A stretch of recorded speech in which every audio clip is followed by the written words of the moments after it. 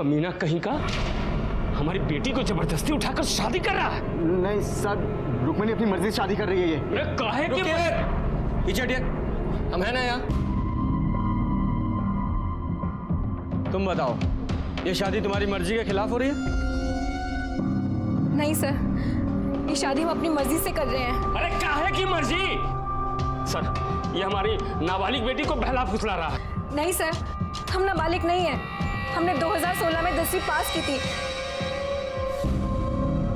ये देखिए, हम 19 साल के हैं। अरे ये सर्टिफिकेट सब झूठा है सर। आप झूठ क्यों बोल रहे हैं? ये जब छोटी थी ना तो हम इसका दाखिला 5वें में करवा दिए थे सीधे। अभी 18 की भी नहीं हुई है। तुम बहुत जवानी फूट रहा है तुम्हारा। अभी बताते हैं तुमको। रुकिए रुकिए, कैसी बातें कर रहे हैं आप? आपकी बेटी है ना ये? आपके मुंह से ऐसी बातें शोभा देती हैं उसके लिए? और ये जो हमारे मुंह पे कालिक पोत रही है, इसका क्या सर? ये देख रहे हैं, इसके पास सबूत है कि ये बालिग है। आपके पास कोई ऐसा सबूत है कि ये नाबालिग है? अरे इसे शादी करने से कोई नहीं रोक सकता। पीछे हटाइए ना, आप भी पीछे हटिए। चलिए आप कीजिए।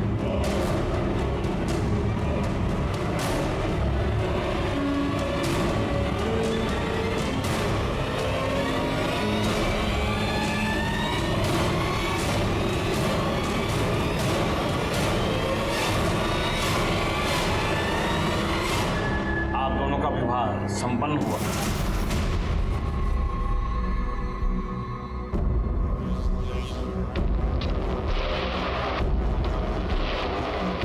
देखिए, हम समझ सकते हैं कि आपको बहुत तकलीफ हुई होगी। रुक्मिणी ने आपकी मर्जी के खिलाफ शादी की है, लेकिन हम आपको आश्वासन देते हैं कि हम इसका हमेशा ख्याल रखेंगे। अगर हो सके तो हमारे नए जीवन के लिए हमें आशीर्वाद दें। ये क्या कर रहे हैं आप लोग? हमारा हाथ आपके ऊपर भी उठ सकता था, लेकिन रुक्मिणी के पिता हैं। आपकी बेइज्जती करेंगे तो उसको दुख होगा। तो हमको मारेगा? हमको मारेगा ये? पापा नहीं, छोड़ो। क्या है सब? अगर ऐसे गुंडागर्दी करोगे तो अरेस्ट कर ले जाओगे। सुन बेटा, खेल अभी खत्म नहीं हुआ, खेला तो अब शुरू होगा। निकलो, चलो चलो।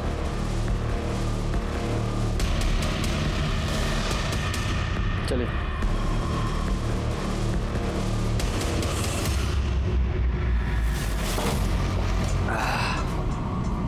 हम तुमको पहले ही बोले थे कि मार कर सालों को निपटा देते हैं, लेकिन तुमको तो आग लगी थी पुलिस के पास जाने की। जाओ। अरे हमने तो सोचा था कि पुलिस आके सारा खेल खत्म कर देगी, ये शादी रुकवा देगी, लेकिन छोड़ेंगे नहीं सालों ना, छोड़ेंगे ना। पंकज यार, थोड़ा जल्दी हाथ चलाओ यार। सुबह से कोई काम आगे बढ़ता ही नजर नहीं आ रहा है हमको।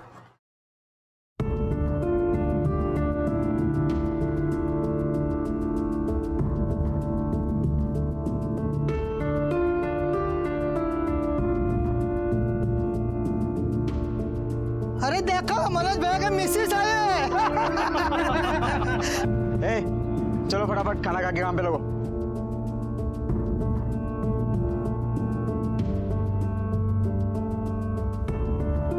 कैसा बना है? तुम खाई?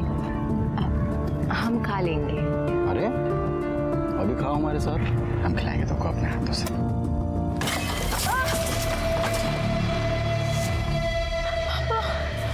साला तुम्हारा तो ऐसी हालत करेंगे ना कि जिंदगी भर हलक से निवाला नीचे नहीं उतरेगा। हमारी बेटी को फंसाया। पापा नहीं, पापा नहीं।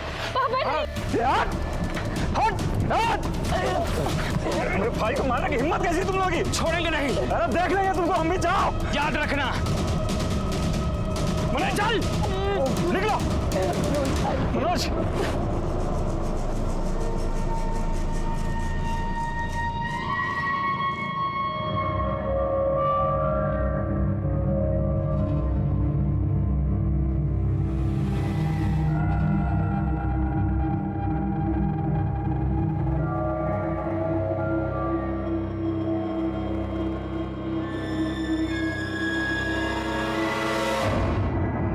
एक सीट खाली, आ जाओ। ये पटेल नगर किधर पड़ेगा? पटेल नगर पास में ही आइए, मैं आपको छोड़ दूँ। अरे यार बीच में कहाँ पता चला, मेरा नंबर है। भाई मेरा नंबर है, अरे तो जा रहा है यार, दिमाग खराब कर रहा है। मैं आपको छोड़ देता हूँ। मैं छोड़ दूँ, आप इधर आइए। बैठ जा, बैठ जा। रुक जा, बैठ जा, मैं छोड़ रहा हूँ।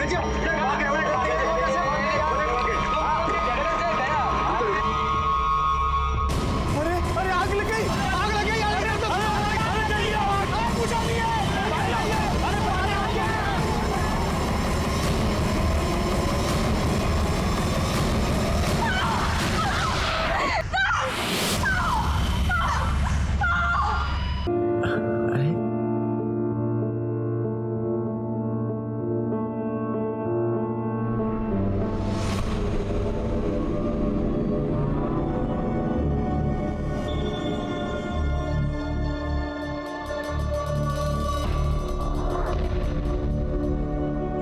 चाची, ये किधर पड़ेगा?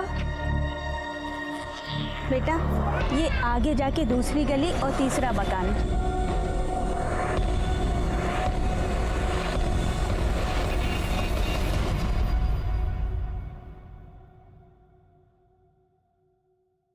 चलिए उठिए, काढ़ा पी लीजिए, आपका बदन दर्द ठीक हो जाएगा।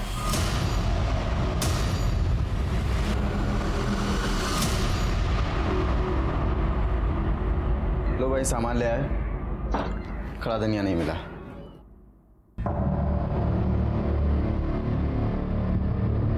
क्या हुआ? हम जब से बाहर से आए हैं तब से देख रहे बहू अंदर बैठी रो रही है। अरे हम तो पूछ पूछ के थक गए, कुछ बताती नहीं। तुम ही जाकर देखो क्या हुआ है। पकड़ो, हम देखते हैं। अरे क्या हुआ? काहे रो रही हो? अब देखो, ये मत कहना कि घर की याद आ रही है। तुमको पता था ना कि ये सब आसान नहीं होने वाला है।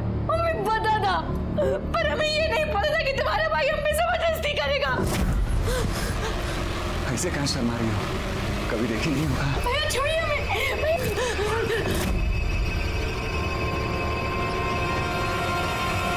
पागल हो रही है क्या?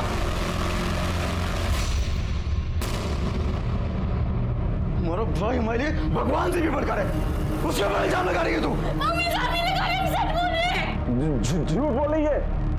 हम तो बीमार हैं, बाहर सो रहे थे। अच्छा, हम झूठ बोल रहे हैं? जब गंदा काम करने में शर्म नहीं आई तब मारने में काहे आ रही है?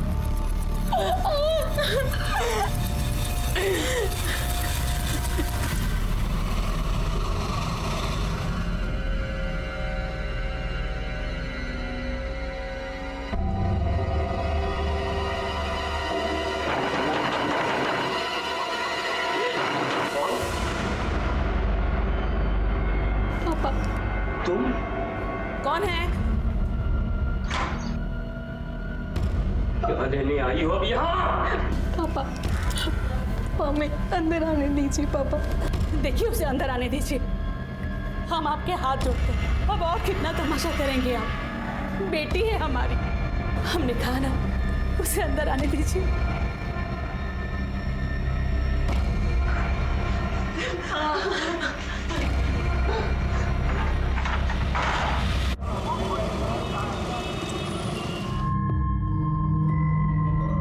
तुम्हें ऐसा बहू पर हाथ नहीं उठाना चाहिए था। हाँ, तुम सुनी ना वो क्या बोल रही थी? भैया प्लीज ले आओ ना भाभी को।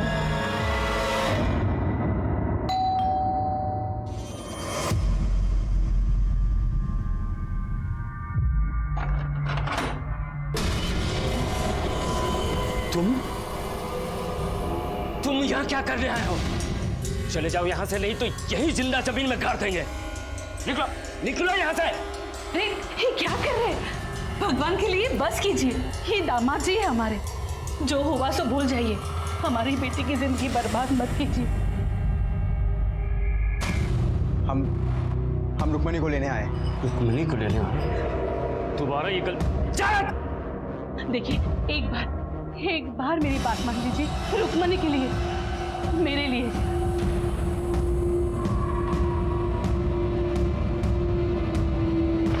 अरे ये सुन, हम सब कुछ भूलने को तैयार हैं,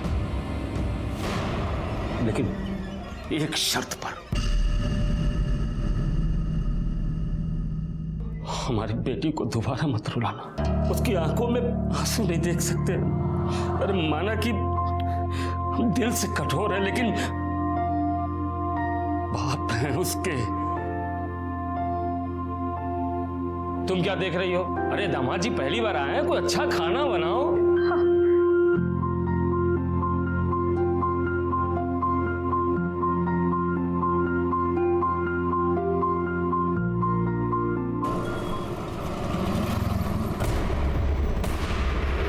अरे अरे आग लग गई, आग लग गई, आग लग गई। जल्दी आइए, जल्दी आइए। भाई आग लग गई, भाई आग लग गई। अरे भाई आइए, अरे भाई आइए। भाई अरे भाई अबे हमारे बेटियों से भाग के कमरे में आग लग गई। अरे जल्दी आओ।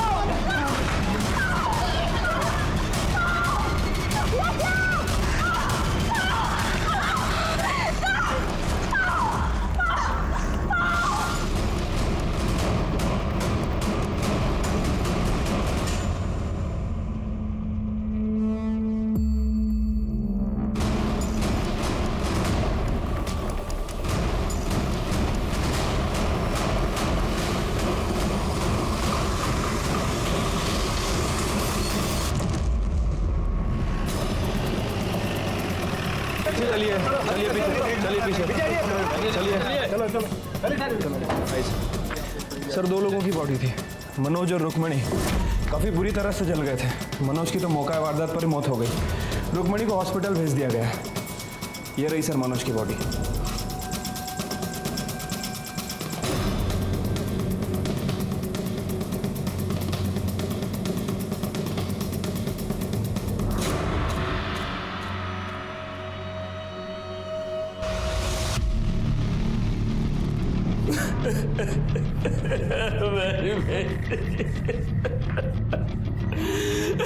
मार डाला अपने जवाई को, ले लिया बदला? नहीं सर, हमने कुछ नहीं किया। हमने तो उन्हें माफ भी कर दिया था। वो दोनों यहाँ क्या कर रहे थे? रुक्मिणी 1 दिन पहले यहाँ आई थी, तो शायद मनोज ने उसे थप्पड़ मार दिया था, तो वो चिढ़कर हमारे घर आ गई। और मनोज ने उसे थप्पड़ क्यों मारा था? हमें क्या पता था। रुक्मिणी की माँ ने भी उससे पूछा, लेकिन उसने कुछ नहीं बताया। हाँ, फिर कल शाम मनोज हमारे घर आया। मुझे गुस्सा तो बहुत आया, लेकिन मैंने सोचा कि चलो जाने दो, बात बढ़ाने से क्या फायदा, एक ही तो बेटी है। और यहाँ तक कि कल रात में हम लोगों ने साथ में खाना भी खाया था। हम सब बहुत खुश थे साहब। ये देखिए, कल रात में हम लोगों ने तस्वीर भी ली थी, लेकिन हमें क्या पता था कि ये सब। ये आग कैसे लगी? हमें नहीं पता साहब। हम तो रात में सो रहे थे, तभी रुक्मिणी के कमरे से चीखने की आवाज आई। फिर उसके कमरे से धुआं निकलने लगा। पड़ोसी आए और उन्होंने दरवाजा तोड़ा, और उसके बाद। सच बोल रहा हो? सच बोल रहा हूँ। और दिखाई नहीं दे रहा, क्योंकि मनोज से तो तुम बहुत नफरत करते थे। लग नहीं रहा सच बोल रहे हो। सच बताओ क्या हुआ था, वरना जेल में डाल के सड़ा दूंगा। नहीं साहब, जब रात में हमारी नींद खुली तो रुक्मिणी के कमरे से लड़ने झगड़ने की आवाज आ रही थी। हमने सोचा कि चलो पति पत्नी का झगड़ा होगा, कल तक खत्म हो जाएगा। फिर हम बाथरूम चले गए। बाथरूम से जब वापस आ रहे थे तो देखा कि मनोज मिट्टी के तेल का डब्बा लेकर कमरे के अंदर जा रहा, और जाकर उसने दरवाजा बंद कर लिया। हमने दरवाजा खटखटाया, लेकिन उसने दरवाजा नहीं खोला। अभी कुछ सोच ही रहे थे, तभी रुक्मिणी के कमरे से चीखने चिल्लाने की आवाज आने लगी। हमने दरवाजे के छेद से झांक कर देखा तो मनोज रुक्मिणी को जला दिया था साहब। फिर हमने देखा कि मनोज को भी आग लग गई है। पड़ोसी आए, उन्होंने दरवाजा तोड़ा, लेकिन तब तक मनोज मर चुका था साहब। तुम्हारा भाई कहाँ है? वो अस्पताल गया साहब। बाकी लोगों के बयान लो, बॉडी को मॉर्ग में भेजो, मनोज के घर वालों को भी बुलाओ। ठीक है सर।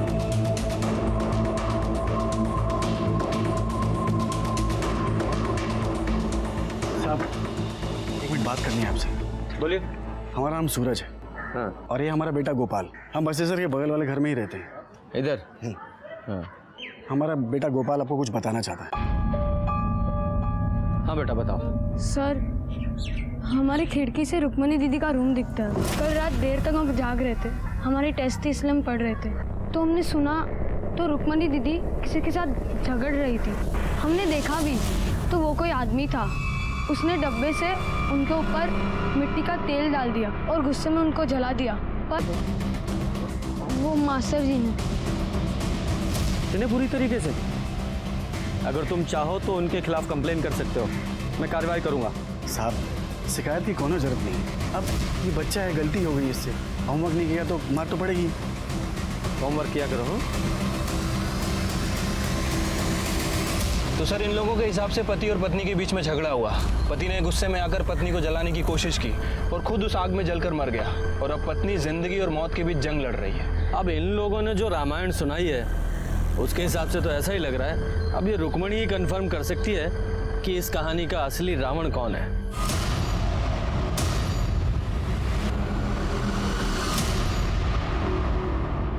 सर रुक्मणी कुछ भी बता नहीं सकती, वो कुछ बोलने की हालत में है ही नहीं। उसका बदन पूरी तरह से जल चुका है, अभी बेहोश है। अगर वो होश में आ भी जाए तो भी उसे ठीक होने में काफी समय लगेगा।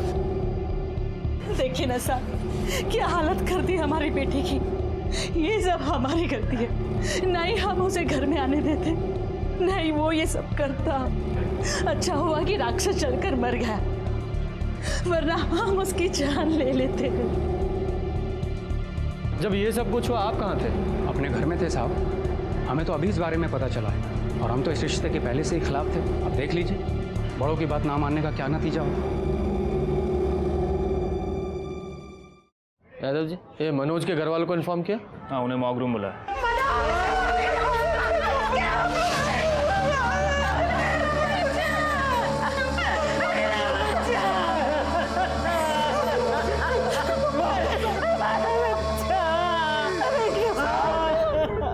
उस प्रोफेसर ने हमारे भाई को मारा साहब, छोड़िएगा मत साहब उसको।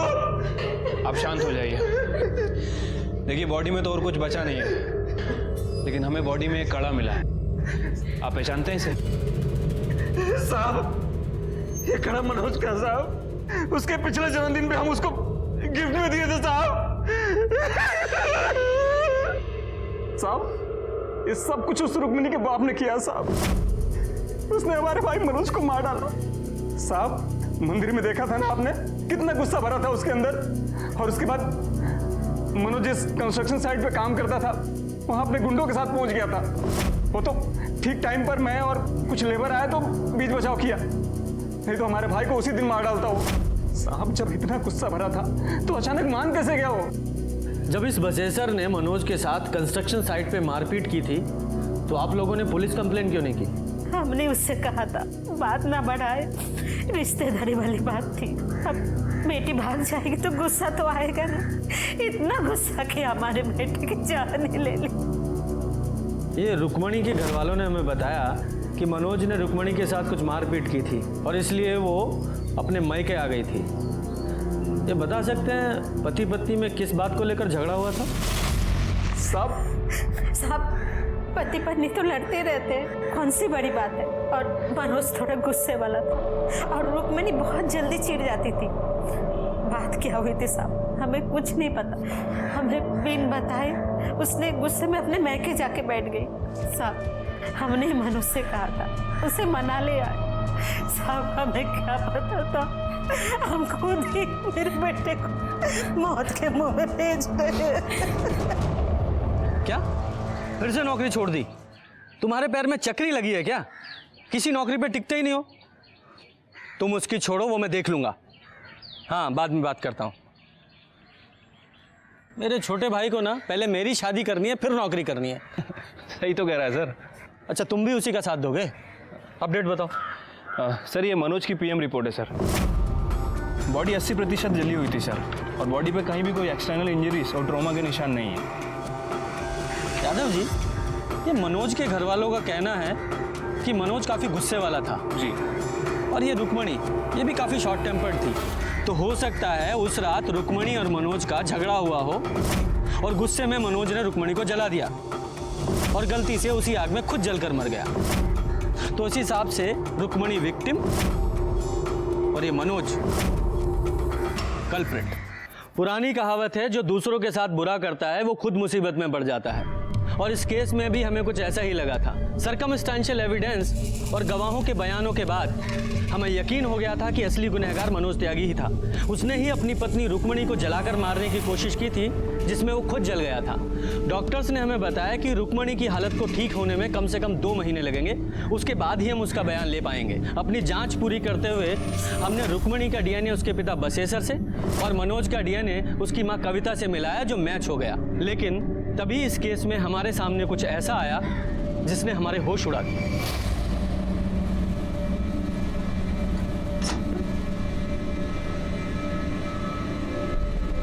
सरोज, जल्दी नीचे आ सरोज। अरे कहाँ रह गई थी सरोज? जी अम्मा जी, वो हम छत पर ना कपड़े सुखा रहे थे। अच्छा सुन, बाहर बिरजू आया है, उसका हिसाब देख ले जरा, ठीक है? अच्छा सुन, 1 मिनट। मुझे लगता है थोड़ा हिसाब उसका और बनेगा, तो तू एक काम कर, तू ये सारे पैसे ले जा, ठीक से हिसाब कर और बचे हुए पैसे लेके आ। चल जा। काय टुकुर टुकुर देख रही है? बाहर जा, जा अपना काम कर। अम्मा जी, हम कह रहे हैं लड़की कुछ ठीक नहीं लगती हमको। अरे बेफालतू का ना सब पे शक करता रहता है, अच्छी लड़की है। बताइए। 12 बोरी आलू की लेकर के आया हूँ और अपना 1 बोरी अदरक। 1 सेकंड, 1 मिनट।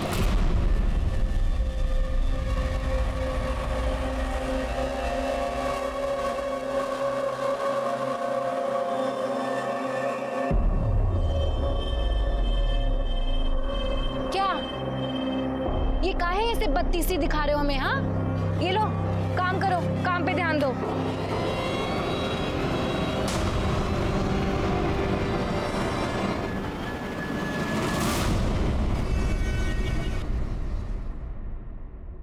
सर, बिहार के बलुआ गांव में एक जवान लड़के ने एक लड़की के साथ मिलकर वहां रहने वाली विधवा के घर लूटपाट की और उसके बाद उसकी हत्या कर दी।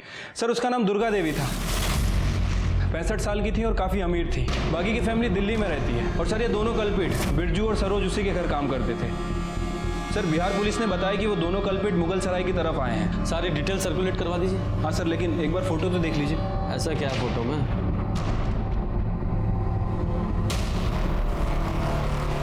ये तो रुक्मणी जैसी लग रही है, लेकिन वो तो हॉस्पिटल में है। ये बिहार में कैसे हो सकती है?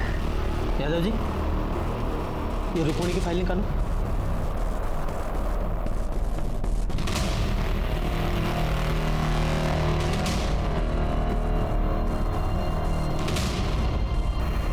देखिए सर, दोनों के हाथों पर बिल्कुल सेम जगह ही टैटू है। हाँ, लेकिन इस फोटो में टैटू थोड़ा क्लियर नहीं है, लेकिन है एक ही जगह पर। Good job Yadav ji. अब इस रुक्मणी से मिलने का वक्त आ गया है, चलो।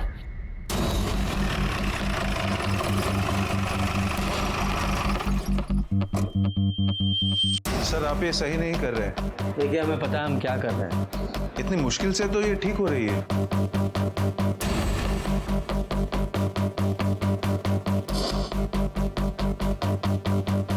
देखिए, मैंने पहले ही कहा था, अगर यहाँ पे कोई टैटू होता तो बुरी तरह से जल चुका होगा। डॉक्टर साहब, क्या कोई और तरीका नहीं है जिससे ये पता लग जाए कि पहले यहाँ टैटू था या नहीं? जी नहीं, क्योंकि स्किन के पिगमेंट्स जल चुके हैं। अब इसे पता लगाने का कोई तरीका नहीं। एक तरीका है, बिहार चलना होगा। शायद वहीं चलकर इस सरोज और रुक्मणी की पहेली सुलझे।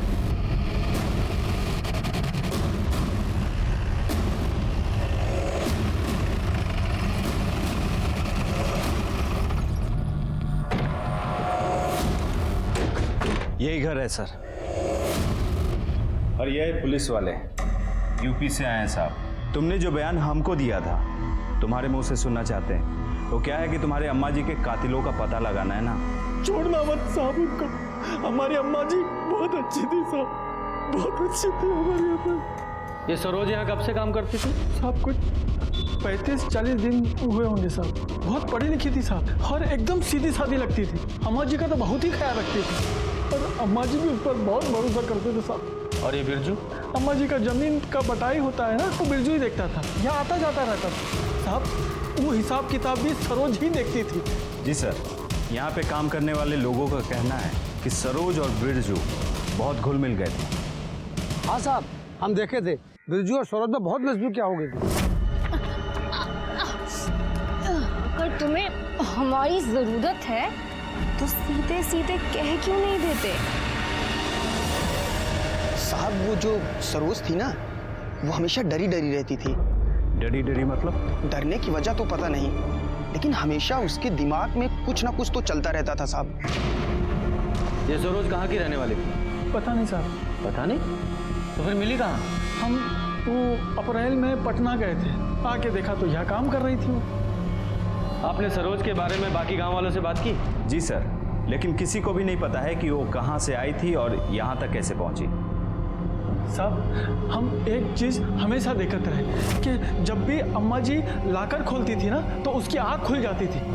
सच में हम कह रहे साहब कि सब कुछ उसका ही किया धरा है, बिरजू को भी उसी ने फंसाया साहब। साहब वहाँ अम्मा जी का लाश लाकर के पास पड़ा था और उस वक्त लाकर खुला था साहब।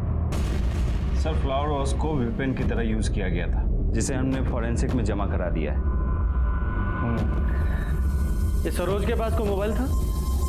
नहीं साहब, नहीं था। ये अम्मा और बिरजू के पास तो होगा? हाँ, उनके पास था साहब। सर बिरजू अपना मोबाइल एक मजदूर को देके गया था, जिसमें मोबाइल डेटा इरेज था और कोई सिम भी नहीं था। सर हमने अम्मा जी और बिरजू की मोबाइल की CDR रिपोर्ट और मोबाइल लोकेशन दोनों मंगवाई, जल्दी ही मिल जाएगी। गुड। सर बिरजू के मोबाइल लोकेशन और मोबाइल डिटेल्स में कुछ भी सस्पिशियस नहीं है, लेकिन सर ये अम्मा जी नटवा गांव में भीमा के कांटेक्ट में थी। ये भीमा कौन है? हिस्ट्री शीटर है सर, ह्यूमन ट्रैफिकिंग के केस में कई बार पकड़ा गया, पर हमेशा बेल पे छूट जाता है। लेकिन सर मेरी समझ में ये नहीं आ रहा है कि दुर्गा देवी उससे बात क्यों करती थी। वो भी पता चल जाएगा।